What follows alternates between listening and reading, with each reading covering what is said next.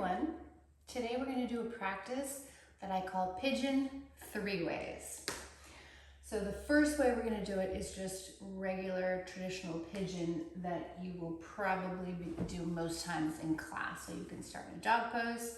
I like to elevate the pelvis because you really want to be plugged in so you don't use your back. And I like to put a blanket across the whole pelvis.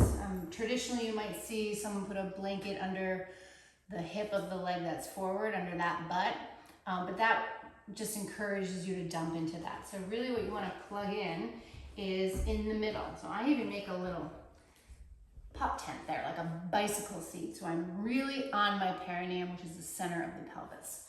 So we'll do the right side first. So come from a dog pose. Think your right knee goes out to 2 o'clock if you were on a clock face. So you can see here I am really plugged in, and I want to think, and you want to think, that your buttocks are even right to left. And reach through the inner heel of the front foot, which will take pressure off the knee. And when you come forward by bringing the pelvis, turning the pelvis over the thigh, stay anchored through the baby toe side of the back foot. And as your right knee goes out to 2 o'clock, think that your right buttock bone pulls back and out to the 4 o'clock position. That will really access what we're trying to access in pigeon pose is the deep external rotators. So what you're feeling right now is probably the piriformis, this pear-shaped muscle that goes from your sacrum to your outer thigh, your outer hip. So think that you're taking a back bend. And what you're really trying to do is the pelvis is moving back. It belongs to the feet. It's part of your foundation. But your chest is moving forward. So when you come forward, you don't take your butt with you. And you see how I just like threw myself off. So you want to open yourself up in 2 directions, in 4 directions, in 8 directions. Because you're really just trying to make more space and organize your organs, make space in the joints. So here we are. And now let's set up the conditions for a twist. So you're gonna walk yourself out, and you can also, this is a wonderful variation, especially if you coming down here is gonna like drop you down. So it's not dead pigeon. It is really Ekapata Raja Kapotasana, king pigeon. So eventually there's a back bend. Walk yourself out, slide your right side of your waist back so your belly button comes to your thighs. Stay anchored through the back foot. Notice how active my back foot is. It's not just like collapsing. And from the outer heel, I go out and around. So I'm creating more space through the whole left side. And I'm staying anchored in my right outer hip. Now come out back to the middle, come out and around to the left. Here's where it's harder to stay plugged in. So really take your brain down to your right buttock bone, deep in the right groin, so you go out from that anchor. You don't unplug and take your hips with you. I promise you this will feel really, really rich and voluminous and delicious, and yes, probably difficult at first. But it's one of those, it becomes kind of addictive after a while, which is why everyone wants to do pigeon pose in class. Big breath into that right side of the pelvis. Come back up. Walk yourself back because remember, pigeon is a back bend. And so see if you can take your right hand to your right knee. See if you can take your left hand to your right heel. Now, depending, my right shin doesn't come very parallel, and it's hard for me to get that sensation. The left side, and you will probably have one hip that's much more accessible than the other. So hopefully you know which one it is for you. But eventually, you want to back bend it. Good. And then let's switch sides. Come back through a dog pose. Feel what you notice, or notice what you notice in that right hip, right outer hip, thigh. Feel what you notice in your breath. And then bring your left leg forward. Okay. So with this camera angle, you can see that the tendency is to really like sink into that forward leg butt. You've got to think your right hip goes out to the right. Your right heel is in line with your right buttock bone. That'll also increase the sensation in the outer left hip. You're welcome. And now pull yourself off yourself. Keep reaching through your inner heel. Both inner heels actually, and then come forward. And I didn't show this on the other side, but when you're doing this on your own, because I know you just break into a pigeon at any random point during the day, you can prop yourself up. Putting a block under the sternum will keep you so your shoulders are in line with your hips. Again, if you're on a lot of blankets, you might need to be on 2 blocks, but you still want to think that it's your front body. So I'm going to move this further forward because I can come out more. I pull the crown of the head in the opposite direction of where my coccyx is facing, my tailbone, and I keep thinking my left buttock bone is going back into the left. So you can really stay here for a really long time. If you have 2 blocks, you can also put your forehead on a block. It can be very restorative, especially if you tend to overuse the back of your neck. And really, who doesn't in today's tech world? Oh, it feels so good. All right, come off your blocks, walk out towards the front leg knee. Drop the anchor of the back foot so you're coming out, over, and around. Think your left side flows out to the left, so you're not squishing the left side. The left side comes out too. Eventually your elbows may come down. Your chest will be on your thigh. Your belly button lines up with your knee.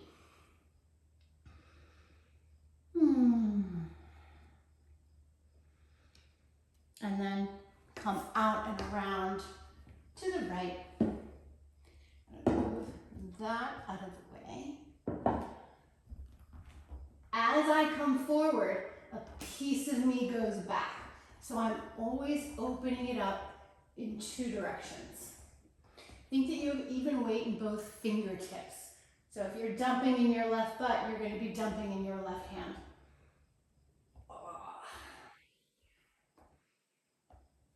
And come back and sit up on it. I know I'm going to come out of the frame when I really get the back bend, but eventually you want your shoulders in line, right? You want that right angle from shoulder to hip to knee. Gather the legs underneath you. Let your hips go out to the sides. You can even take your arms up. Come down, come back to a dog pose.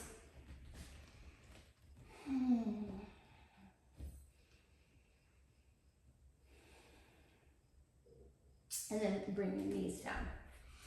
Okay, so hopefully that was some really, there were some useful tips in there for you to have more sensation, to get more opening, more engagement where you may be lacking on either side, and that you feel like you have more room in your pelvis, in your foundation.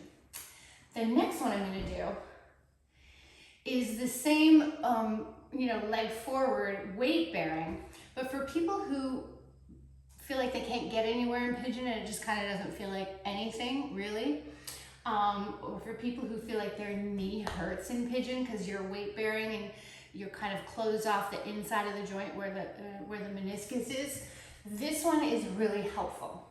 So we set, you can still use a blanket actually under your hip, but we set the leg first. And so remember I said on my right side it's very hard for me to bring the shin forward and do it that way.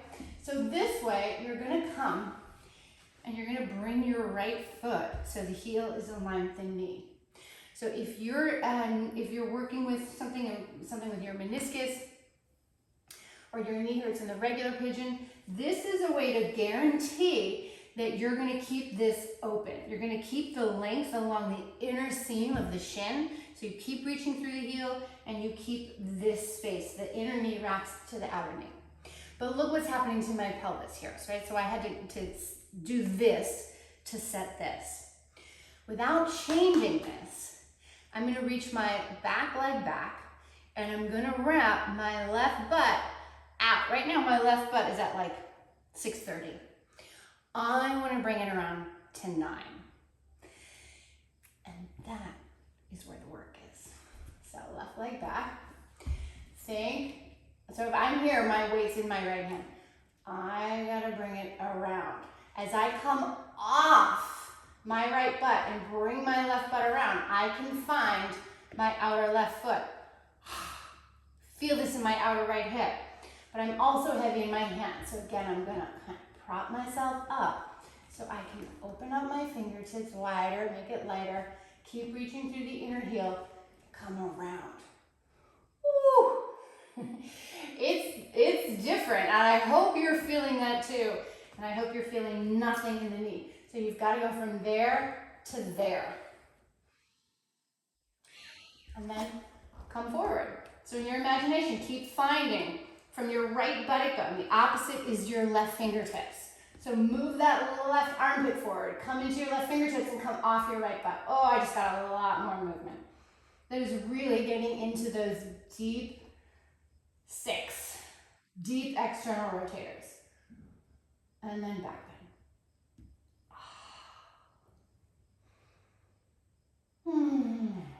I love that one. I learned that one from Jason Crandall, and a big shout out to him because he's amazing.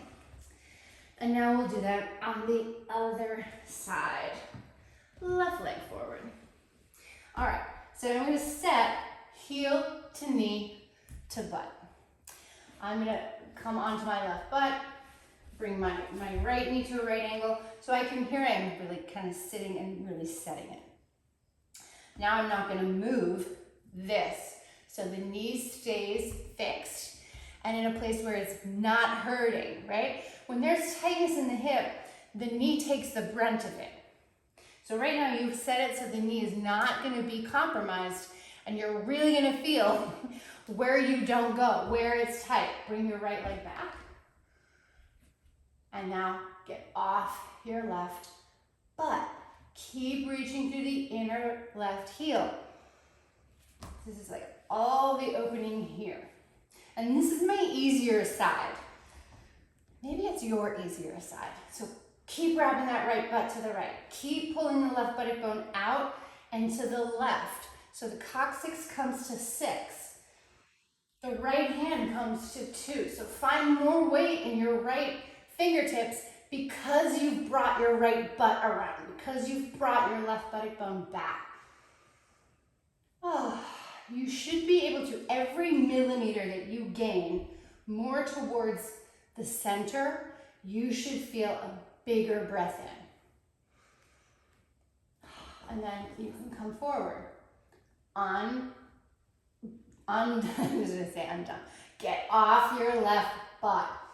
Come forward in a back bend. Eventually, keep working through, just reaching through your inner heel. You're gonna feel your outer hip because when you're in the middle of your ankle, you will be in the middle of your hip.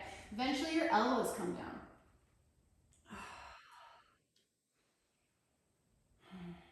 And I mean, you can do all sorts of things with twists and everything here. So come back up, find the back bend.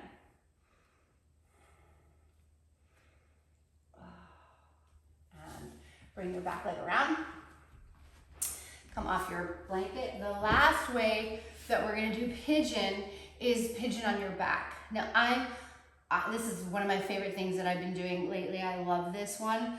Also, because you're not weight bearing. So for people who are problematic in the ankles or the knees, you're really able to do this in a non-threatening way. And I find that it really gets into the hips. So let's go. So if you are doing pigeon on your back and people are doing pigeon regularly, hopefully this will give you a couple more tips to make it richer and really more meaty, more juicy. So we'll go on our back and we'll do the right side first. Okay, before you do anything, just come to constructive rest. Just feel that you have the curve in the back of the neck and you have the curve in your lower back. Take your hands to your hip points. So the hip points would be aiming like beams of light towards the ceiling and they would be even. You're gonna bring your right ankle to your left knee. Don't drop over to your right hip. So keep your hip points facing up towards the ceiling and wrap your inner right knee out and around. So this is a real external rotation in the hip joint. You're not dropping onto the right side of your sacrum and spilling everything out through the right side of your pelvis. So before you hug your knee in, press your outer right ankle into your lower left thigh. So that you're engaging the muscles that you're asking to lengthen. Now, the next phase is to hug your left leg in. So hug your left leg in, take your arms and interlace your fingers behind the left thigh. Press your right outer ankle into your thigh and wrap your right knee out.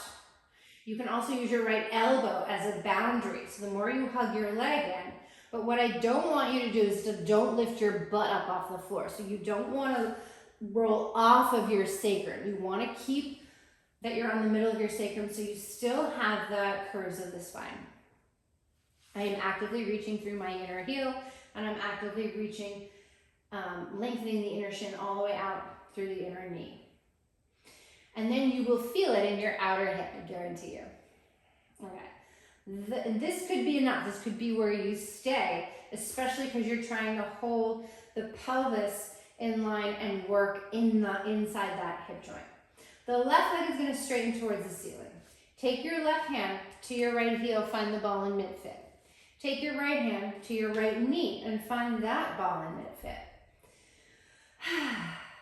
You're going to lower the left leg down. I'm reaching it out. I'm reaching it out. I'm feeling the engagement in my core, and I'm reaching the inner heel across the room.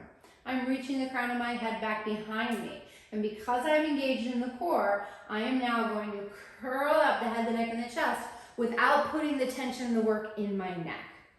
I'm bringing my heel and my knee are in the same line, so I'm not dropping it down. They're up like this, just like when we did that last version. I'm going to stand on my left bicep, and I'm going to keep reaching through the inner heel. I'm going to take my right elbow and wrap it around my knee. And now I'm going to reach out through the crown of my head. It might lift my heel a little bit, but I'm really on this like teeter-totter on the back of my sacrum, and I'm reaching in two directions. So the crown of the head reaches back and the heel reaches forward, and I'm opening up the outer hip. I keep reaching through the inner heel, so the arch of the foot makes contact with the bicep. And then if that is going well, I'm going to make a hook with the elbow to the back of the ankle. So it really is like arch on arch. My right hand's going to come behind me, and then hopefully you can grab fingertips, but really what you want to do is grab your wrist. That's going to get you deeper into the outer hip and thigh. And then I still think my left heel goes across the room and my right elbow. So I let my head rest in my hand. So I'm not using my neck at all. My right elbow opens up the right thigh. You're going to feel it. Oh. Fill up the whole right side, the whole bowl of the right side of the pelvis with your inhale. And then release down. Hug the leg in. And then release that right leg down and really just feel the weight of the right leg. It's going to feel so different. Even though you've done pigeon twice already on the left, that one, just feel the difference between the side you've done and the side that you have yet to do. Notice how much more, well, notice what adjectives come to mind, right? For me, I feel more dropped in, more grounded, more centered. There's more of a settling. And then we'll change sides. Bend the right leg. Okay, come to constructive rest. So both legs are on the floor. Feel again, let your head find center. Hip points facing up towards the ceiling. Left ankle, right knee. So that, and some of us, we have a lot of tension or tightness, that doing that, we do the work from the pelvis instead of from the hip joint. So really just find that. Do not let the left side of the pelvis upslip, bring it down. Wrap the inner knee to the outer knee, reach through the inner heel. Make sure that doesn't put tension in your jaw. So if you're gnashing your teeth to power, lips together, teeth apart. Press the outer left ankle into the right thigh. Notice with that, how that changes the sensation. And then hug your right leg in.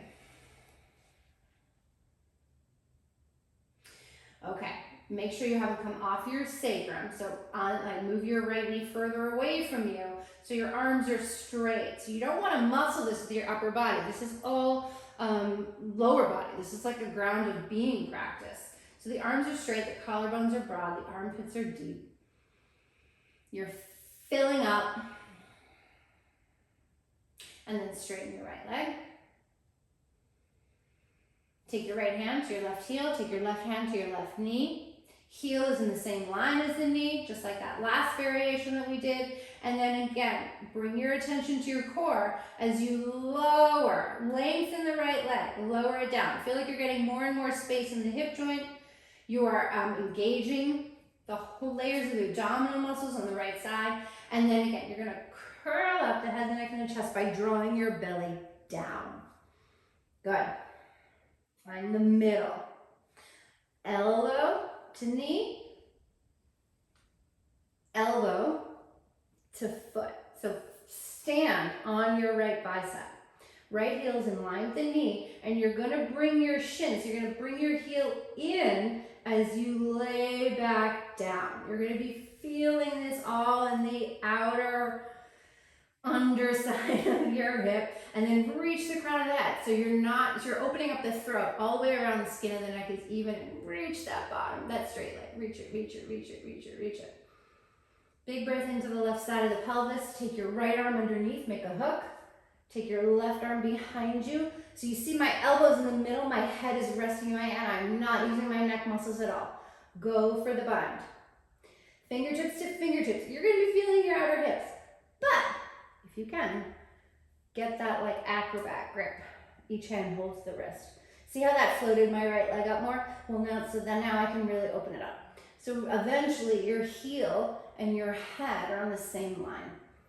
Let the left elbow go back to open up the pose. Let your right heel go down. And smile.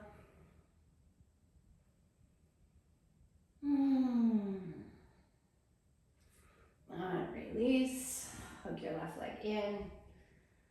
And release your left leg along the floor. Let your arms come down.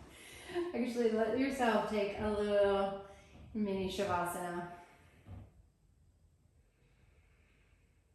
Hopefully, you've created a lot of space, which will allow the descent of the diaphragm, which will allow you to breathe.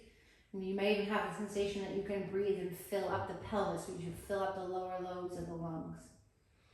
As you fill up the middle lobes of the lungs and you feel your hips out to the side, you feel your ribs expand out to the side. And you feel all the way up underneath the collarbones.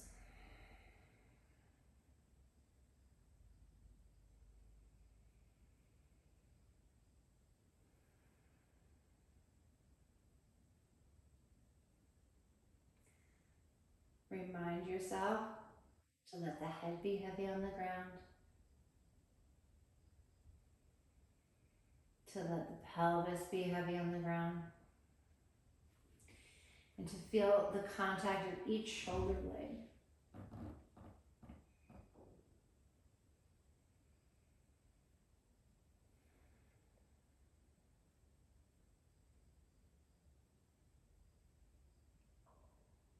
And bend one leg at a time, bring the feet back to the floor.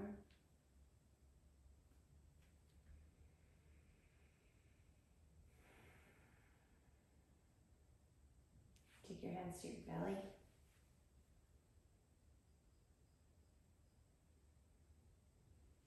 Hug your knees into your chest.